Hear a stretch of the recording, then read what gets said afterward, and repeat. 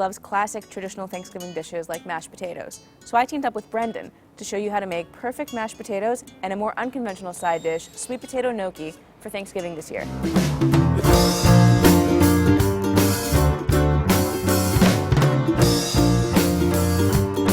This week on Working Class Foodies, we started off with a simple and traditional recipe for mashed potatoes. You can use russet or Yukon potatoes for this. The russets are going to be a little bit drier in texture, so you might need to add a little bit more butter and cream later. Regardless of what kind of potatoes you're using, peel them. We used about 1.5 pounds of russet potatoes, and then cut them down into equally sized pieces. Cover your potatoes with 1 inch of heavily salted water, like to the point where it should taste almost like seawater, and bring to a rolling simmer. And cook your potatoes until they slide off the edge of a knife or a fork. Drain your potatoes and return them back onto your stove. After you've drained your potatoes, melt together about 1/2 stick of butter and 1 cup of whole milk or heavy cream in a saucepan.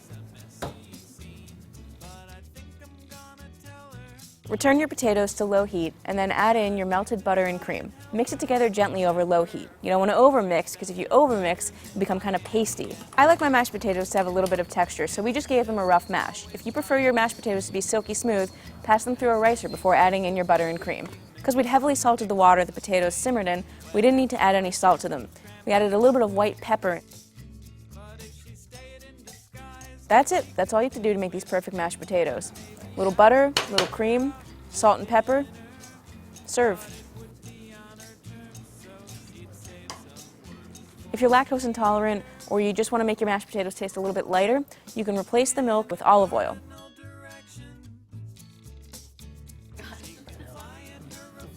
We're going to take a quick break. When we come back, Brendan's going to show us how to make sweet potato gnocchi, a fantastic, untraditional Thanksgiving side dish. That I'd like to try and help her and set her free.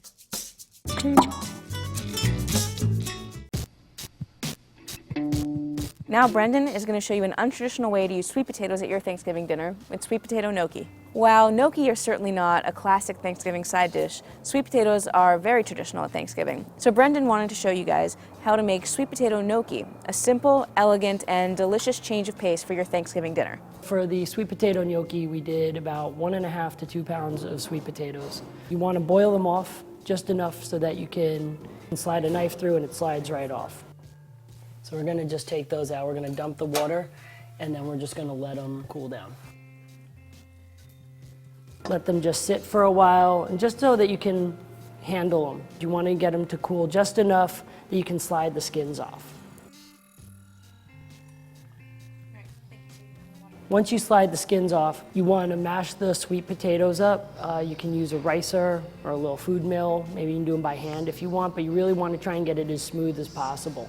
I like the ricer because it really kind of gets it nice and smooth. Pinch of salt.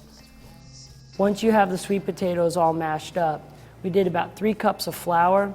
That's give or take depending on how much starch is actually in the sweet potatoes and stuff. It could be 2, it could be 3, it could even be 3.5. So just shoot for about 3 cups of flour. You want to incorporate that slowly with an egg. Kind of whisk the egg together. And just let it come together kind of so that you have a nice soft dough.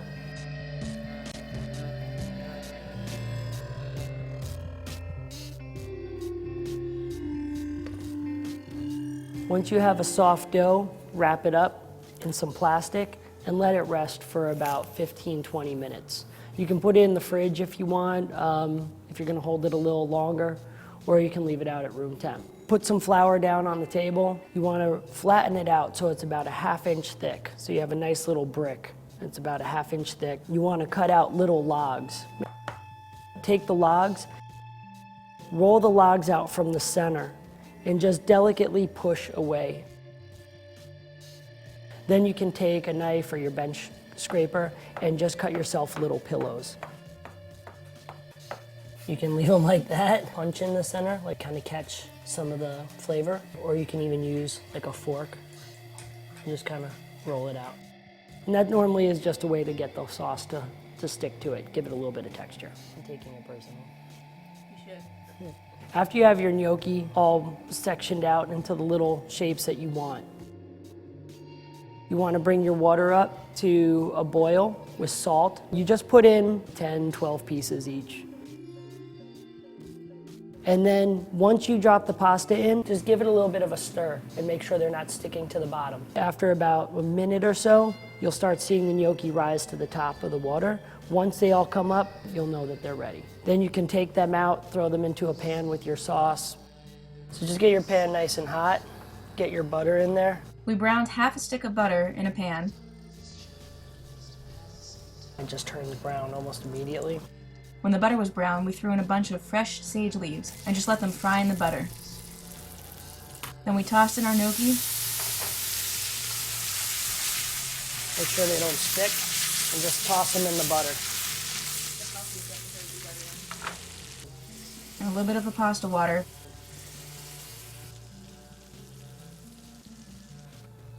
And then always take a little bit of that butter, put that right on top.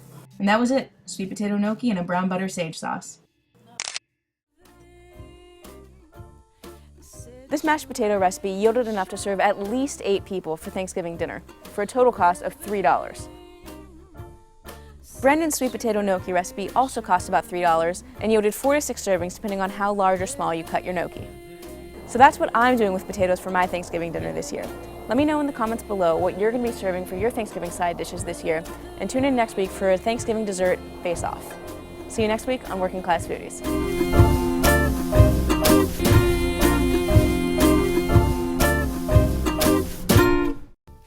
Check out some of our other episodes to find recipes that would go great with this dish by clicking any of these boxes around my face.